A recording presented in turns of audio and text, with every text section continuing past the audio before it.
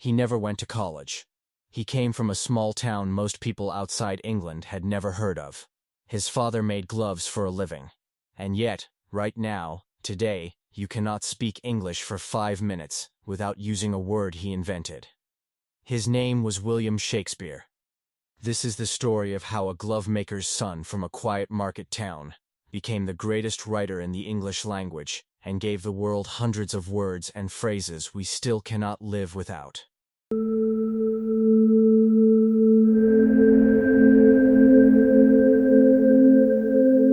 Here is the question this story will answer. How does an ordinary boy, with no university degree, from an ordinary town, learn to write plays that still make people laugh and cry 400 years later? And here is a second mystery, hiding inside the first. For 7 years of his life, there is almost no historical record of William Shakespeare at all. Historians call this stretch the lost years. No letters, no documents, nothing. Where did he go? What did he do? And how did he come back from those missing years as one of the most powerful writers who ever lived? By the end of this story, you will understand both mysteries and why they are connected. William Shakespeare was born in 1564 in a small town called Stratford-upon-Avon in the middle of England. We do not know his exact birthday. Church records show he was baptized given a Christian naming ceremony on April 26, 1564. Because babies were usually baptized just a few days after birth, most historians place his birth around April 23. His father, John Shakespeare, was a glove maker. Glove maker, a person who makes gloves by hand, from leather or cloth. But John Shakespeare was more than just a craftsman. He also became an alderman, a senior local official who helps run a town's government. For a while, the Shakespeare family held real standing in Stratford. Young William likely attended the local grammar school, where boys studied Latin for hours each day, reading ancient poems and plays out loud. He did not attend university. In a world where the most respected writers came from Oxford or Cambridge, this made him an outsider from the very beginning. But Stratford was also alive with language, in a way many small towns were not. Traveling groups of actors regularly passed through town, setting up simple wooden stages in the market square or the local inn's courtyard. It is easy to imagine a young boy standing at the edge of the crowd, watching grown men transform into kings, villains, and fools, with nothing more than a costume and a voice, and wondering what it would feel like to make an entire crowd gasp and laugh at the same moment. He had no way of knowing it yet. But something in that market square would follow him for the rest of his life. Stratford also gave him something else, a front-row seat to how ordinary English people actually spoke. Farmers, merchants, church officials, and traveling performers all passed through the same streets, each bringing their own way of talking. Years later, that mix of voices would echo through his plays, where kings and commoners often speak in strikingly different styles within the same scene. Commoner, an ordinary person, not part of the nobility or royal family. Few playwrights of his era moved as easily between the language of palaces and the language of the street. Shakespeare, it seems, had been listening his whole life. In 1582, when William was only 18 years old, he married a woman named Anne Hathaway. She was 26 older than him by 8 years. Historical records show their first child, a daughter named Susanna, was born just 6 months later. 2 years after that, Anne gave birth to twins, a son named Hamnet and a daughter named Judith. And then, almost without warning, the historical record goes quiet. From 1585 to 1592, there is no reliable documentation of where William Shakespeare was or what he was doing. Historians call these years the lost years, and they have spent centuries trying to fill in the gap. Some believe he worked as a schoolteacher in the countryside, quietly building a deep knowledge of Latin literature that would later shape his plays. Others believe he traveled with a group of actors, learning the theater trade from the inside, memorizing lines, watching audiences react, studying which scenes worked and which fell flat. There is even an old, unproven local legend that he fled Stratford after poaching deer on a nobleman's land. Poached to illegally hunt or catch animals on someone else's private land. Historians treat this story as folklore, not fact, since there is no solid evidence to support it. What almost everyone agrees on is this: whatever Shakespeare was doing during those 7 years, he was not sitting idle. Somewhere in that silence, a small-town glove-maker's son was quietly transforming himself into one of the most disciplined observers of human behavior the English language had ever produced. We may never know the full truth. But whatever happened during those 7 silent years, something changed him. Because when William Shakespeare reappears in the historical record in 1592, he is not a young husband from a small town anymore. He is a man of the London theatre. And not everyone in that world was happy to see him. London in the early 1590s was the center of English theatre, and Shakespeare arrived there with no famous family name, no university degree, and no formal training as a writer. He started small, some historians believe, as an actor, taking minor roles on stage while he studied how the best writers of the day built a scene. But it did not take long for him to start writing plays of his own, mixing history, comedy, and tragedy in ways audiences had rarely seen combined so skillfully. This upset people. In 1592, an established writer named Robert Greene published a bitter pamphlet attacking him, essentially calling him an arrogant newcomer who thought he could write as well as university-trained playwrights. Despite having no formal education himself, Greene mocked him as an actor who had overstepped his place, daring to compete with real writers. It was, in other words, jealousy, envy, a feeling of bitterness or resentment towards someone else's success or advantages. And it tells us something important. By 1592, this small-town outsider was already good enough at his craft to threaten London's most respected, university-trained writers. He did not have their credentials, he did not need them. But before Shakespeare could truly rise, disaster struck the entire city and nearly ended his career before it began. In 1592, an outbreak of plague swept through London. Plague, a fast-spreading and often deadly disease. To slow its spread, city officials shut down all public gatherings, including theaters. For a young playwright trying to build a career, this should have been the end. No theaters meant no audiences. No audiences meant no income. Many performers and writers of the time simply vanished from the profession during outbreaks like this one, unable to survive the long gaps without work. Instead, Shakespeare adapted. During the closures, he turned to poetry, writing long narrative poems and dedicating them to a wealthy young nobleman, the Earl of Southampton, who could support him financially. This nobleman became his patron. Patron, a wealthy person who financially supports an artist's work, often in exchange for public praise and dedication. Without theaters to rely on, this patronage likely kept Shakespeare afloat during some of the hardest years of his early career. It was also during this period that Shakespeare began writing many of his sonnets, short, 14-line poems with a strict rhyme pattern.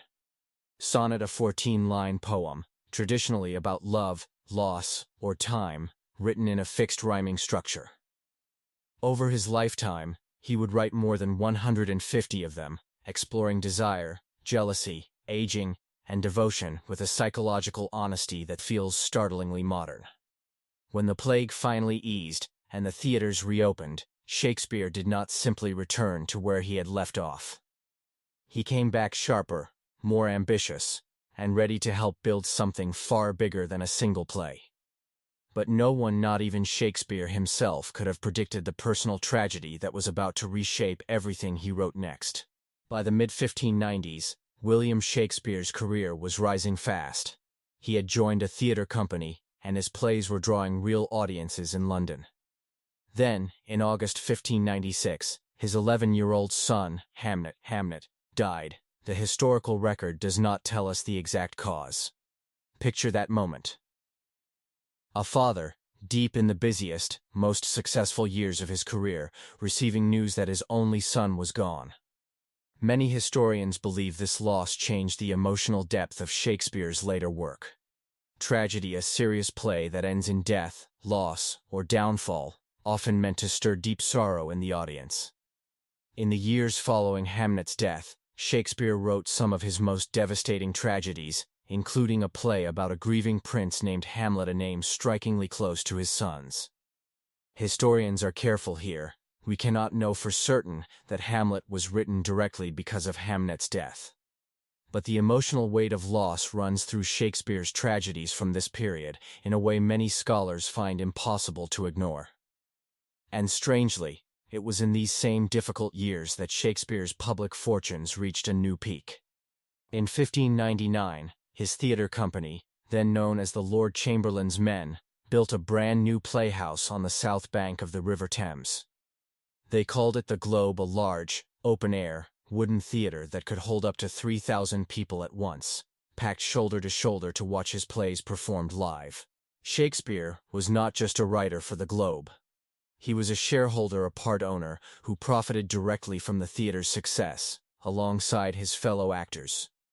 A few years later, in 1603, a new king, James I, took the throne of England.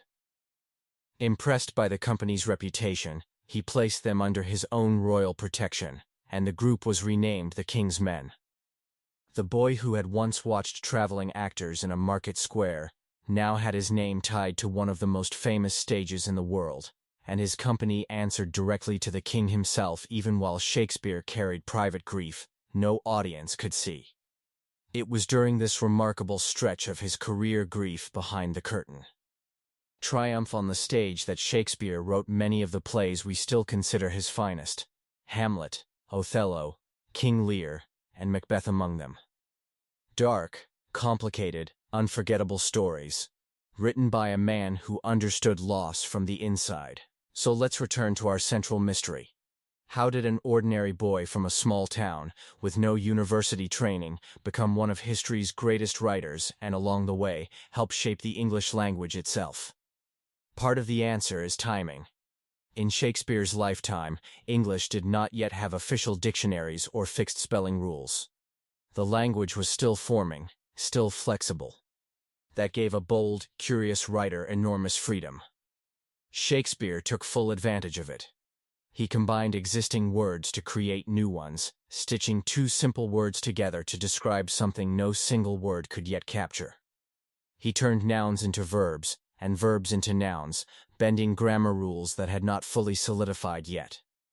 He borrowed from Latin and French and reshaped them into English, often changing them just enough to sound completely natural to an English ear. Historians and language experts often credit him with coining, or at least being the first to write down around 1,700 words and phrases still used in English today. Coin to invent a new word or expression.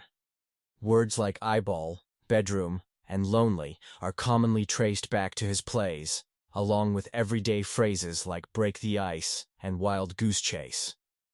It is worth being honest here. Not every scholar agrees that Shakespeare personally invented every one of these words. Many appear in his plays simply because so much of his written work survived in print, while countless other writers' texts from the same era were lost, damaged, or never printed at all. It is entirely possible some of these words were already floating around in spoken English, and Shakespeare was simply the first person to write them down in a script that lasted. Still, whether he invented these words outright or simply captured them first in surviving writing, one thing is not disputed: his influence on the English language is enormous, and no other single writer comes close. What made him so effective was not only vocabulary, but range. In a single career, he mastered comedy, history, and tragedy, writing sharp-tongued romantic comedies, blood-soaked political histories, and devastating tragedies, sometimes within the very same year. Few writers before or since have moved between genres with that kind of ease, let alone while helping to shape the very language they were writing in. Shakespeare died in 1616, in the same small town where he was born, at the age of 52.